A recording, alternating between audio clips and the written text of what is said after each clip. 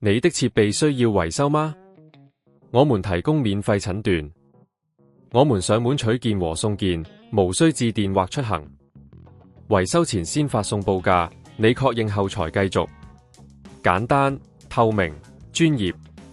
連結在簡介裏。Dell Alienware P111F 自動關機的問題，通常可能由過熱、電源故障或硬件故障引起。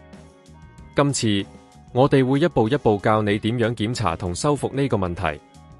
首先，確保你已經將所有嘅資料備份，因為在維修過程中可能需要縱貫系統。第一步，檢查散熱系統。打開機殼，檢查散熱風扇同散熱片上有冇積塵。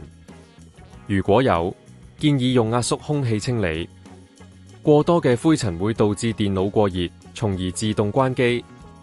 記住，保持散熱系統清潔係非常重要。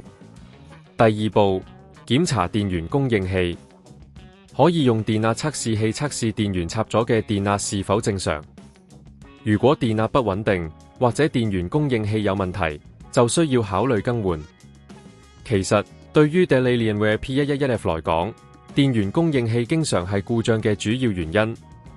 第三步，檢查內部硬件。檢查記憶體條、顯示卡同其他硬件連接是否穩固。如果有部件鬆動，可能會導致不穩定，從而引起自動關機。可以試下重新插拔這些部件，確保佢哋正確連接。第四步，檢查 BIOS 設置。有時候 BIOS 設置不當會導致系統不穩定。啟動電腦後，按 F2 進入 BIOS， 確保所有設置都係默認值。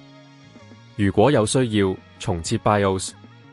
如果你覺得以上步驟太複雜，或者檢查後問題依然存在，歡迎聯絡我哋。我哋提供免費診斷服務，並且可以上門取件送件，方便快捷。維修前，我哋會提供詳細的報價，讓你無需擔心額外開支。最後，記得定期對你嘅 Dell Alienware P111F 進行維護，保持系統運行暢順。希望呢段教學能夠幫到你，讓你嘅電腦再次正常運作。你的設備需要維修嗎？我們提供免費診斷，我們上門取件和送件，無需致電或出行。維修前先發送報價，你確認後才繼續。簡單、透明、專業。連結在簡介裏。